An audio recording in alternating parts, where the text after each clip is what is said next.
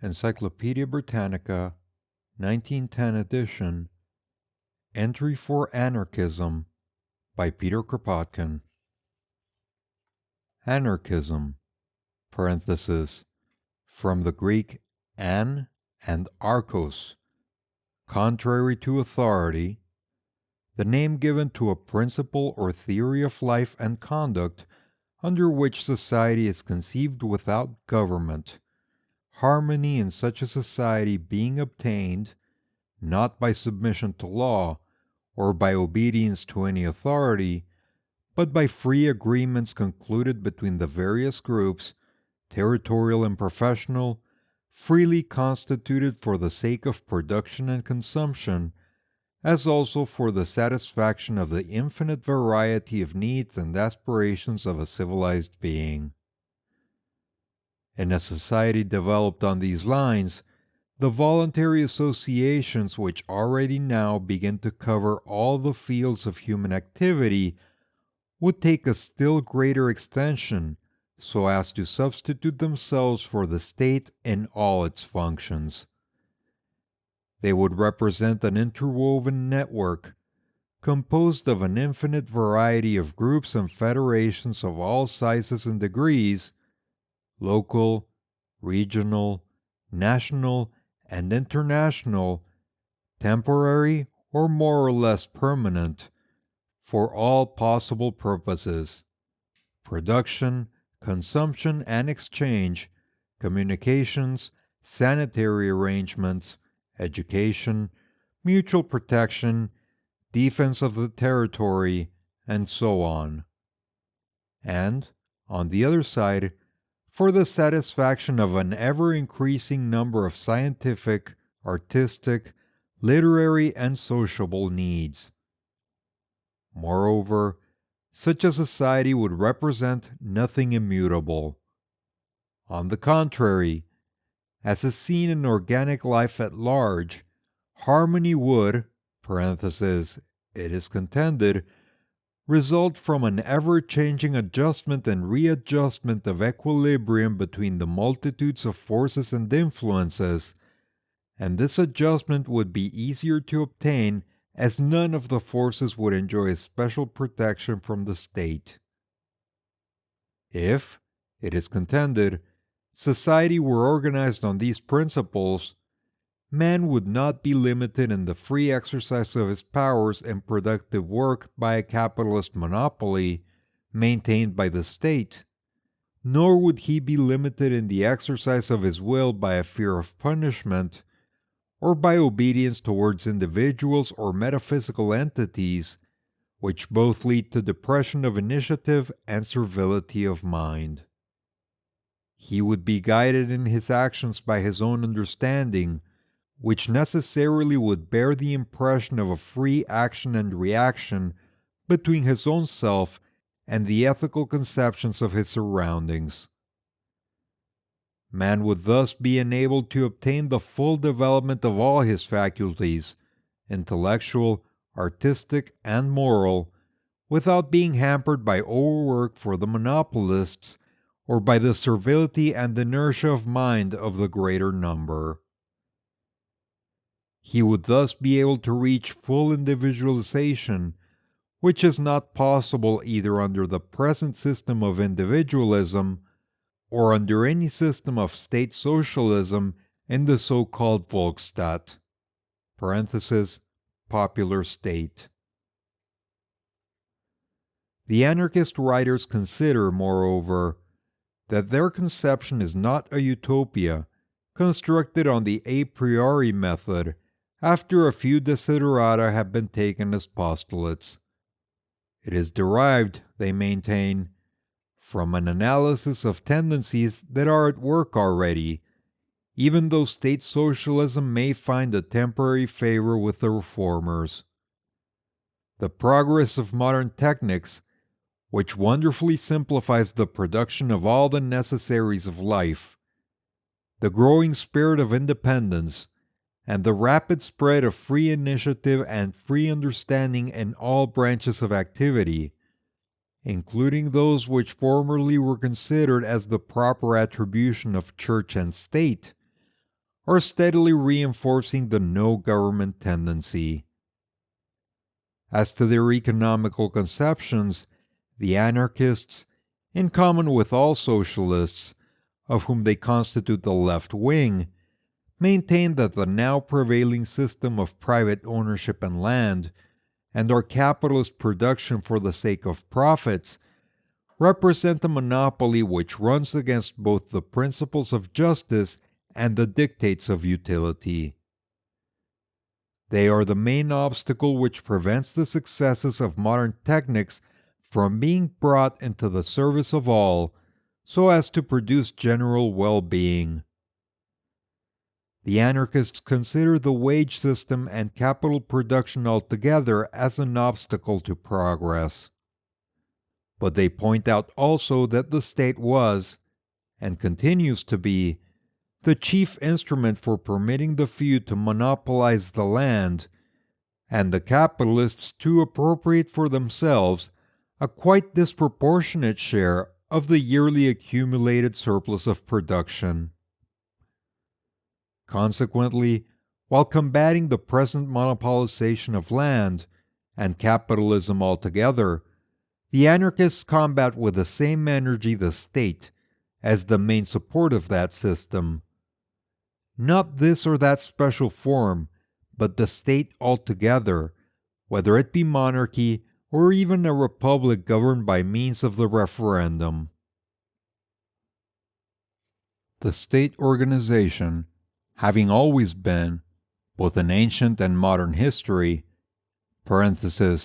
Macedonian Empire, Roman Empire, modern European states grown up on the ruins of the autonomous cities, the instrument for establishing monopolies in favor of the ruling minorities cannot be made to work for the destruction of these monopolies. The anarchists consider, therefore, that to hand over to the state all the main sources of economical life, the land, the mines, the railways, banking, insurance, and so on, as also the management of all the main branches of industry, in addition to all the functions already accumulated in its hands, education, state-supported religions, defense of the territory, etc., would mean to create a new instrument of tyranny. State capitalism would only increase the powers of bureaucracy and capitalism. True progress lies in the direction of decentralization, both territorial and functional, in the development of the spirit of local and personal initiative, and the free federation from the simple to the compound, in lieu of the present hierarchy from the center to the periphery. In common with most socialists, the anarchists recognize that, like all evolution in nature, the slow evolution of society is followed from time to time by periods of accelerated evolution which are called revolutions. And they think that the era of revolutions is not yet closed. Periods of rapid changes will follow the periods of slow evolution, and these periods must be taken advantage of, not for increasing and widening the powers of the state, but for reducing them, through the organization in every township or commune of the local groups of producers and consumers, as also the regional and eventually the international federations of these groups. In virtue of the above principles, the anarchists refuse to be party to the present state organization and to support it by infusing fresh blood into it. They do not seek to constitute, and invite the working man not to constitute, political parties in the parliament. Accordingly, since the foundation of the International Working Men's Association in 1864 to 1866, they have endeavored to promote their ideas directly amongst the labor organizations and to induce those unions to a direct struggle against capital without placing their faith in parliamentary legislation. The historical development of anarchism. The conception of society just sketched, and the tendency which is its dynamic expression, have always existed in mankind, in opposition to the governing hierarchic conception and tendency, now the one and now the other taking the upper hand at different periods of history. To the former tendency we owe the evolution, by the masses themselves, of those institutions, the clan, the village community, the guild, the free medieval city, by means of which the masses resisted the encroachments of the conquerors and the power-seeking minorities. The same tendency asserted itself with great energy in the great religious movements of medieval times, especially in the early movements of the Reform and its forerunners.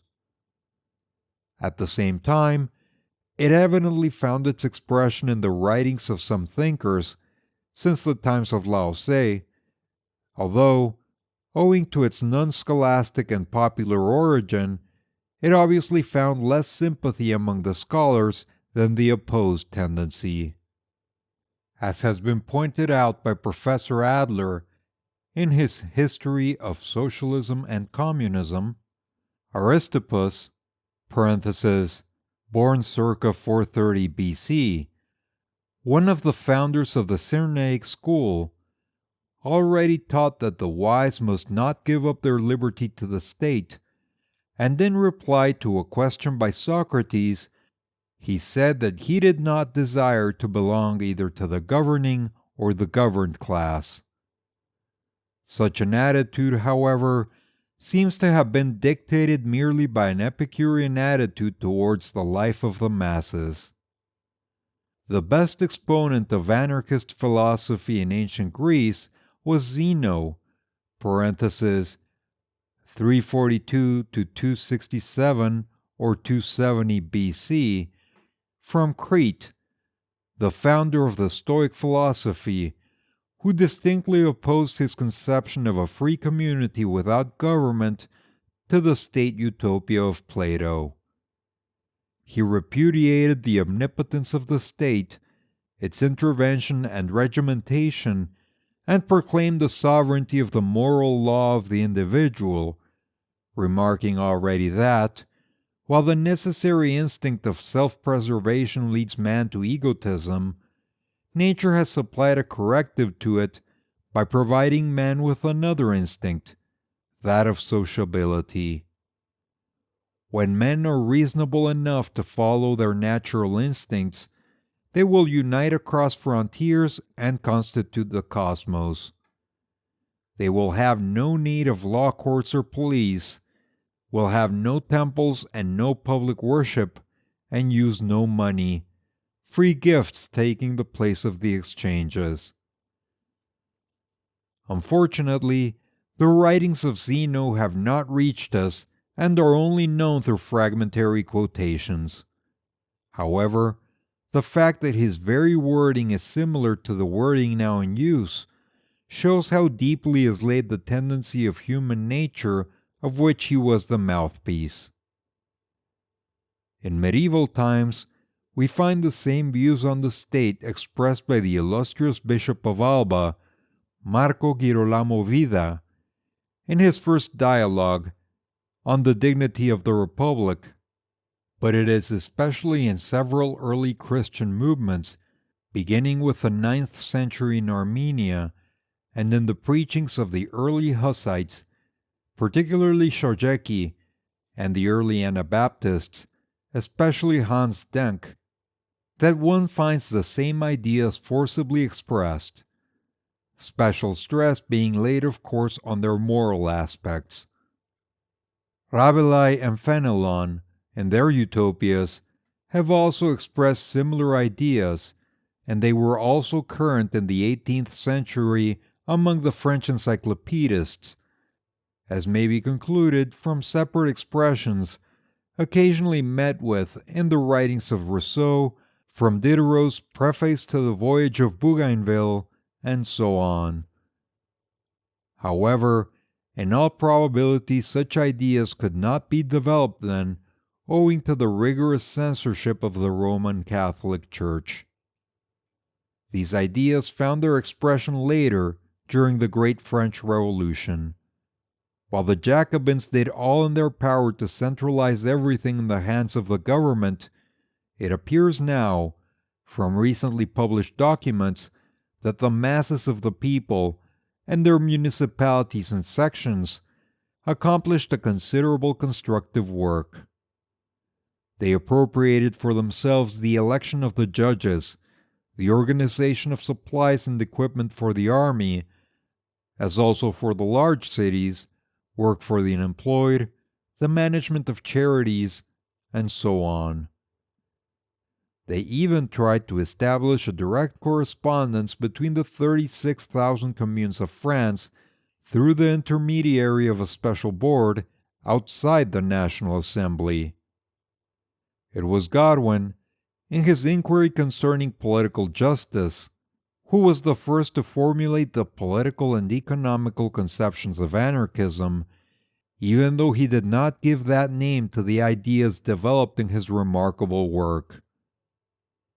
Laws, he wrote, are not the product of the wisdom of our ancestors. They are the product of their passions, their timidity, their jealousies, and their ambition. The remedy they offer is worse than the evils they pretend to cure.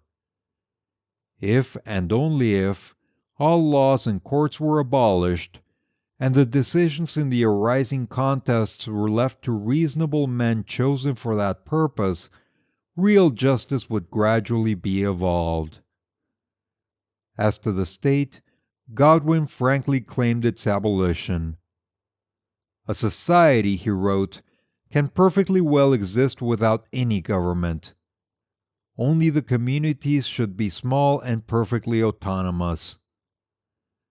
Speaking of property, he stated that the rights of everyone, quote, to every substance capable of contributing to the benefit of a human being, must be regulated by justice alone. The substance must go, quote, to him who most wants it. His conclusion was communism.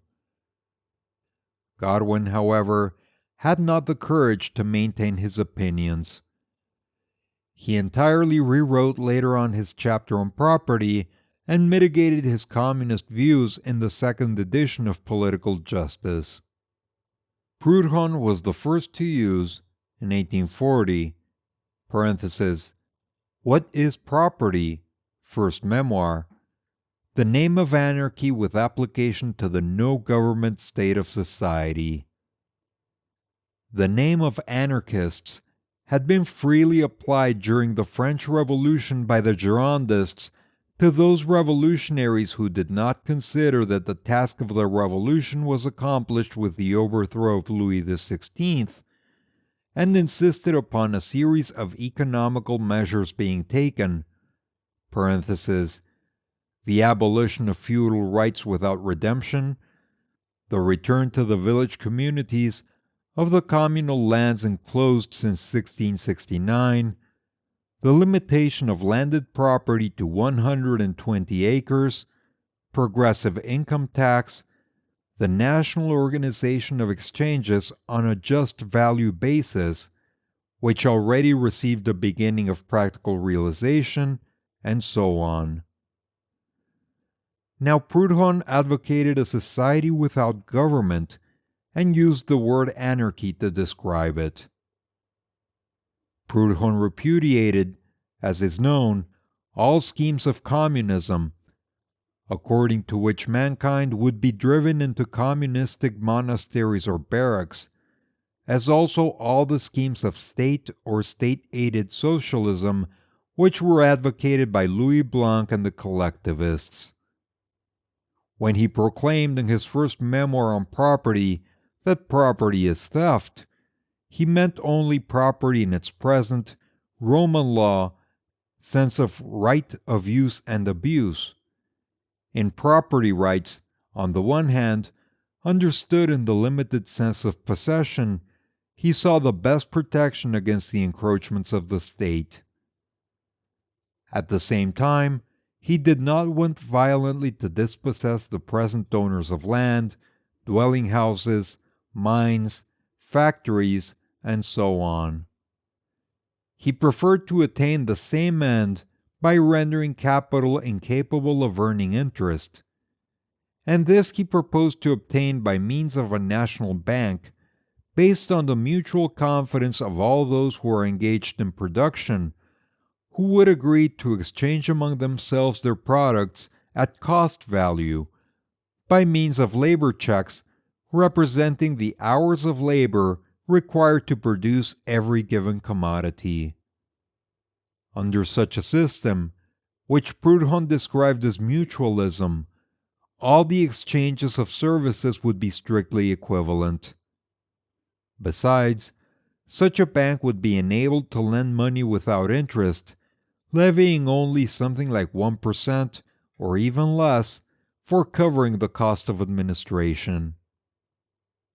Everyone being thus enabled to borrow the money that would be required to buy a house, nobody would agree to pay any more a yearly rent for the use of it. A general, quote, social liquidation would thus be rendered easy, without violent expropriation. The same applied to mines, railways, factories, and so on. In a society of this type, the state would be useless. The chief relations between citizens would be based on free agreement and regulated by mere account keeping. The contests might be settled by arbitration. A penetrating criticism of the state and all possible forms of government, and a deep insight into all economic problems, were well-known characteristics of Proudhon's work. It is worth noticing that French mutualism had its precursor in England, in William Thomson, who began by mutualism before he became a communist, and in his followers John Gray, parenthesis, A Lecture on Human Happiness, 1825, The Social System, 1831, and J.F. Bray, parenthesis, Labor's Wrongs and Labor's Remedy, 1839. It had also its precursor in America. Josiah Warren, who was born in 1798 and belonged to Owen's New Harmony, considered that the failure of this enterprise was chiefly due to the suppression of individuality and the lack of initiative and responsibility. These defects, he taught, were inherent to every scheme based upon authority and the community of goods. He advocated, therefore, complete individual liberty. In 1827, he opened in Cincinnati a little country store which was the first equity store, and which people called time store, because it was based on labor being exchanged hour for hour in all sorts of produce. Quote, cost, the limit of price, and consequently, quote, no interest, was the motto of his store, and later on of his Equity Village, near New York, which was still in existence in 1865. Mr. Keith's House of Equity at Boston, founded in 1855, is also worthy of notice. While the economical, and especially the mutual banking, ideas of Proudhon found supporters and even a practical application in the United States, his political conception of anarchy found but little echo in France, where the Christian socialism of Lamennais and the Fourierists, and the state socialism of Louis Blanc and the followers of Saint-Simon were dominating. These ideas found, however, some temporary support among the left-wing Hegelians in Germany, Moses Hess in 1843 and Karl Grun in 1845, who advocated anarchism. Besides, The authoritarian communism of Wilhelm Weidling having given origin to opposition among the Swiss working men, Wilhelm Marr gave expression to it in the 40s. On the other side, individualist anarchism found, also in Germany, its fullest expression in Max Stirner, whose remarkable works, parentheses, The Ego and its Own, and articles contributed to the Rheinische Zeitung, remained quite overlooked until they were brought into prominence by John Henry Mackay. Professor V. Bosch, in a very able introduction to his interesting book, Anarchist Individualism, Max Stirner, parentheses, 1904, has shown how the development of the German philosophy from Kant to Hegel and the Absolute of Schelling and the Geist of Hegel necessarily provoked, when the anti-Hegelian revolt began, the preaching of the same Absolute in the camp of the rebels. This was done by Stirner, who advocated not only a complete revolt against the state and against the servitude which authoritarian communism would impose upon men, but also the full liberation of the individual from all social and moral bonds, the rehabilitation of the I, the supremacy of the individual, complete, quote, amoralism, and the, quote, association of the egotists. The final conclusion of that sort of individual anarchism has been indicated by Professor Bosch. It maintains that the aim of all superior civilization is not to permit all members of the community to develop in a normal way, but to permit certain better endowed individuals, quote, fully to develop, even at the cost of the happiness and the very existence of the mass of mankind. It is thus a return towards the most common individualism, advocated by all the would-be superior minorities, to which indeed man owes in his history precisely the state and the rest, which these individualists combat. Their individualism goes so far as to end in a negation of their own starting point, to say nothing of the impossibility for the individual to attain a really full development in the conditions of oppression of the masses by the, quote, beautiful aristocracies. His development would remain unilateral. This is why this direction of thought, notwithstanding its undoubtedly correct and useful advocacy of the full development of each individuality, finds a hearing only in limited artistic and literary circles. Anarchism and the International Working Men's Association. A general depression in the propaganda of all the fractions of socialism followed, as is known, after the defeat of the uprising of the Paris working men in June 1848 and the fall of the Republic. All the socialist press were gagged during the reaction period, which lasted fully 20 years.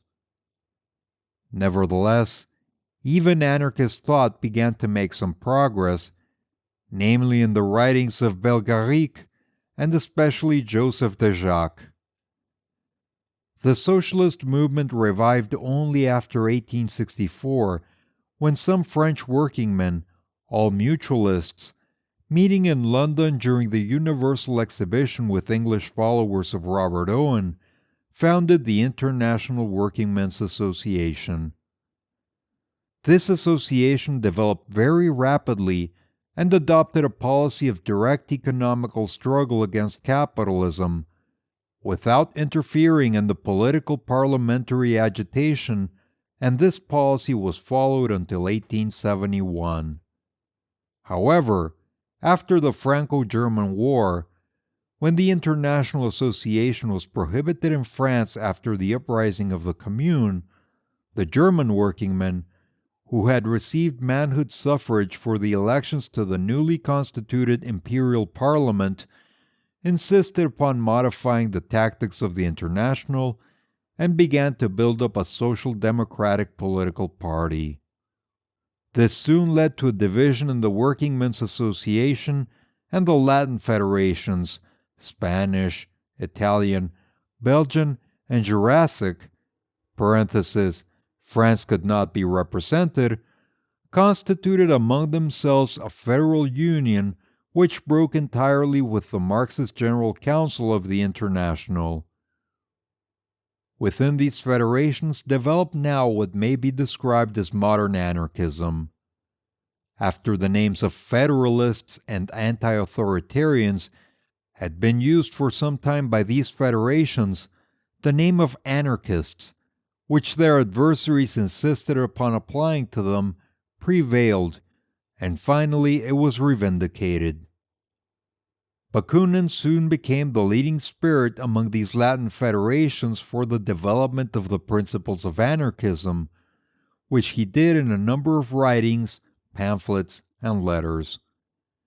He demanded the complete abolition of the state, which, he wrote, is a product of religion, belongs to a lower state of civilization, represents the negation of liberty, and spoils even that which it undertakes to do for the sake of general well-being. The state was a historically necessary evil, but its complete extinction will be, sooner or later, equally necessary.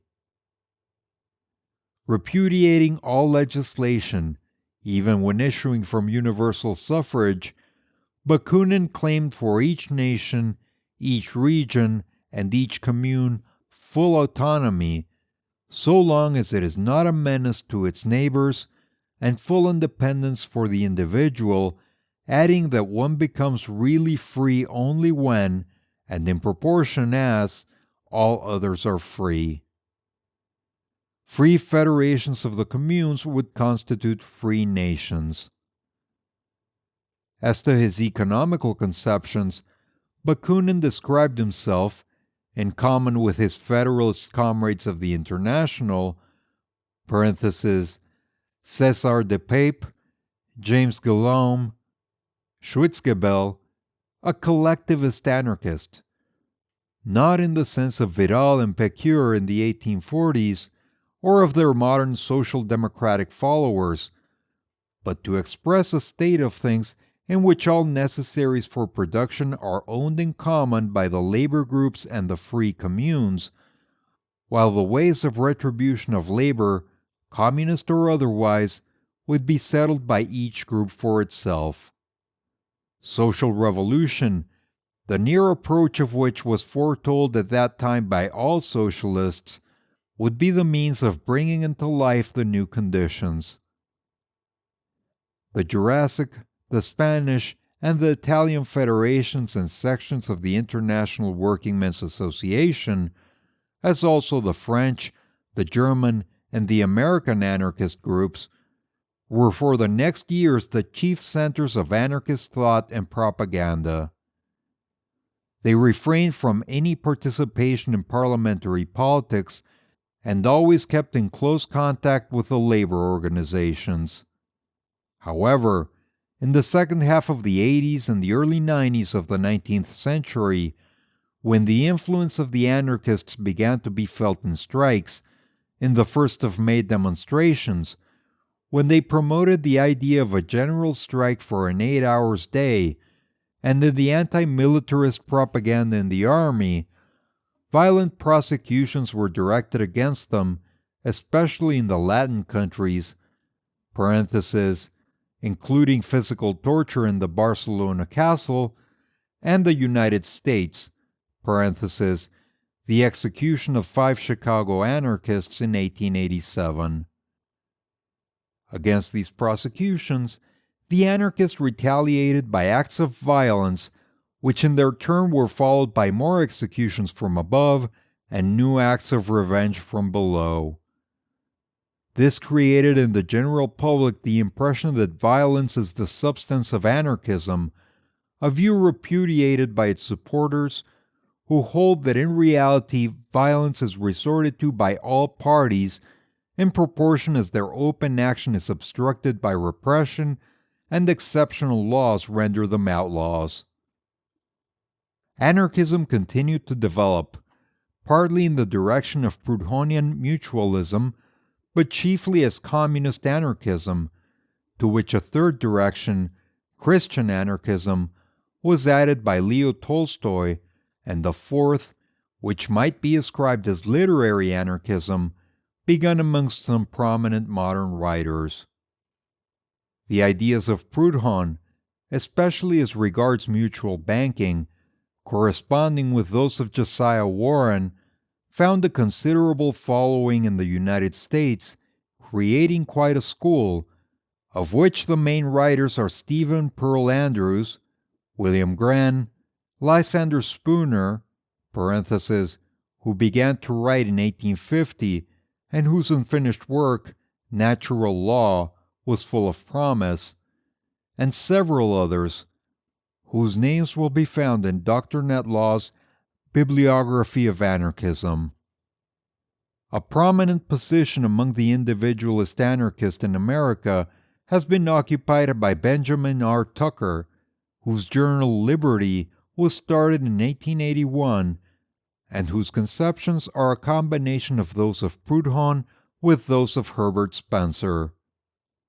Starting from the statement that anarchists are egotists, strictly speaking, and that every group of individuals, be it a secret league of a few persons or the Congress of the United States, has the right to oppress all mankind, provided it has the power to do so, that equal liberty for all and absolute equality ought to be the law, and, quote, mind every one your own business is the unique moral law of anarchism, Tucker goes on to prove that a general and thorough application of these principles would be beneficial and would offer no danger, because the powers of every individual would be limited by the exercise of the equal rights of all others. He further indicated, following H. Spencer, the difference which exists between the encroachment on somebody's rights and resistance to such an encroachment, between domination and defense, the former being equally condemnable, whether be encroachment of a criminal upon an individual, or the encroachment of one upon all others, or of all others upon one, while resistance to encroachment is defensible and necessary. For their self-defense, both the citizen and the group have the right to any violence, including capital punishment. Violence is also justified for enforcing the duty of keeping an agreement. Tucker thus follows Spencer, and like him, opens, in the present writer's opinion, the way for reconstituting under the heading of defense all the functions of the state. His criticism of the present state is very searching, and his defense of the rights of the individual very powerful. As regards his economical views, B.R. Tucker follows Proudhon. The individualist anarchism of the American Proudhonians finds, however, but little sympathy among the working masses. Those who profess it, they are chiefly intellectuals, soon realize that the individualization they so highly praise is not attainable by individual efforts, and either abandon the ranks of the anarchists and are driven into the liberal individualism of the classical economist, or they retire into a sort of Epicurean immoralism or Superman theory similar to that of Stirner and Nietzsche. The great bulk of the anarchist working men prefer the anarchist communist ideas which have gradually evolved out of the anarchist collectivism of the International Working Men's Association.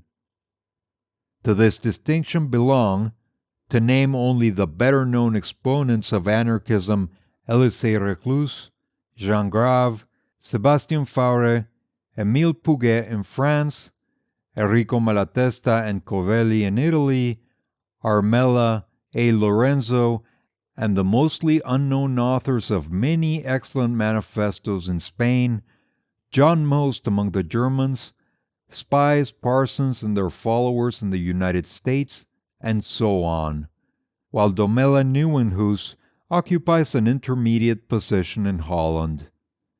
The chief anarchist papers which have been published since 1880 also belong to that direction, while a number of anarchists of this direction have joined the so-called syndicalist movement, the French name for the non-political labor movement devoted to direct struggle with capitalism, which has lately become so prominent in Europe.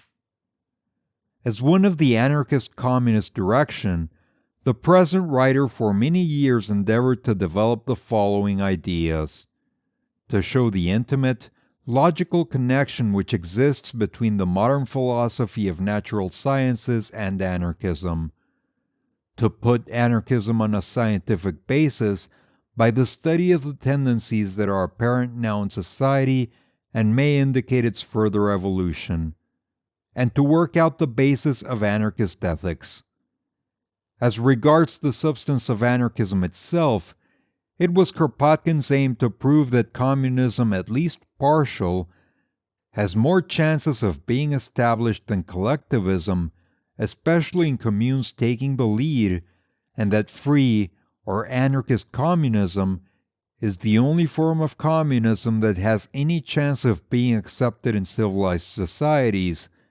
Communism and anarchy are therefore two terms of evolution which complete each other, the one rendering the other possible and acceptable.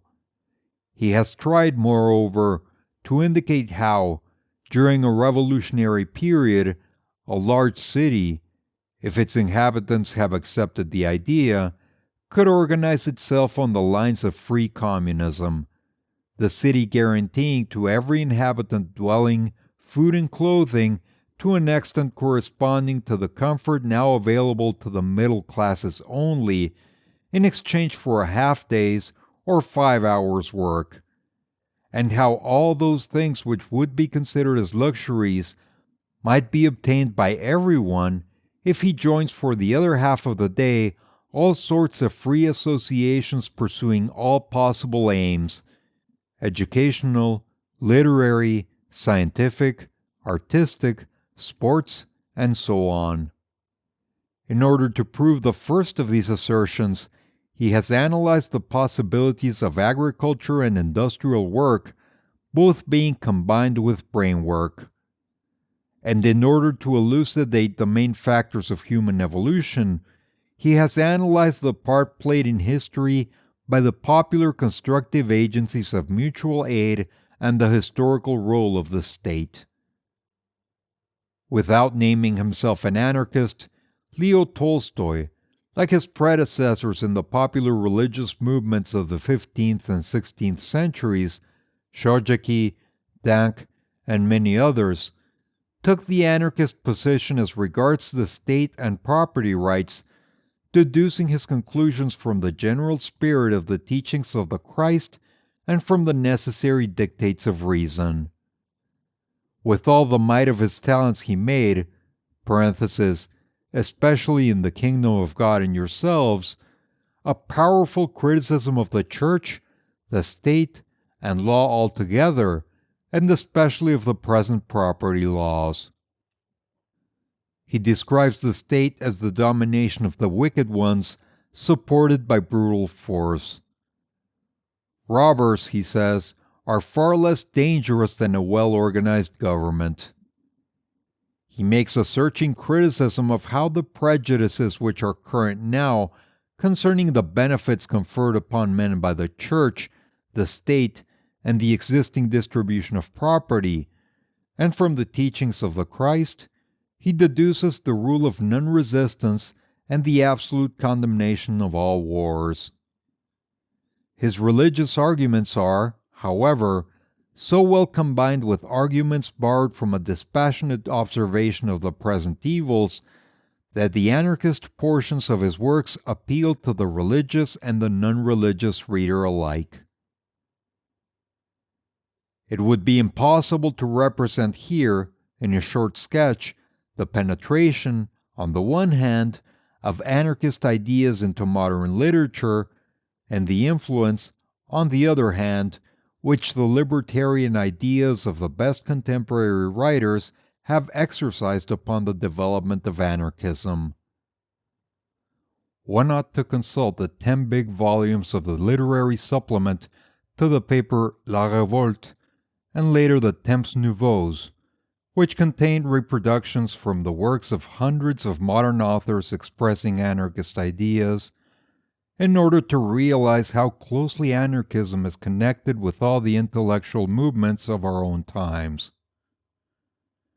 J.S. Mill's Liberty, Spencer's Individual versus the State, Marc Guyot's Morality Without Obligation or Sanction, and Foulier's Morals, Art and Religion, the works of Multatuli, Richard Wagner's Art and Revolution, the works of Nietzsche, Emerson, W. Lloyd Garrison, Thoreau, Alexander Herzen, Edward Carpenter, and so on.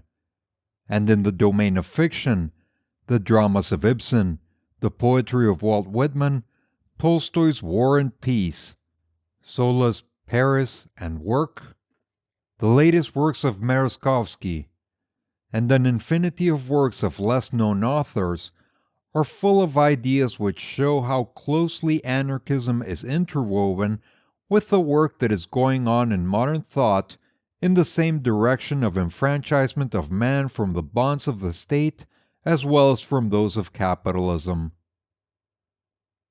You have reached the end of the Encyclopaedia Britannica 1910 edition entry for Anarchism by Peter Kropotkin. Click on the links at the end of this video to go to the playlist. If you enjoy this content and would like to support the channel, please like and subscribe.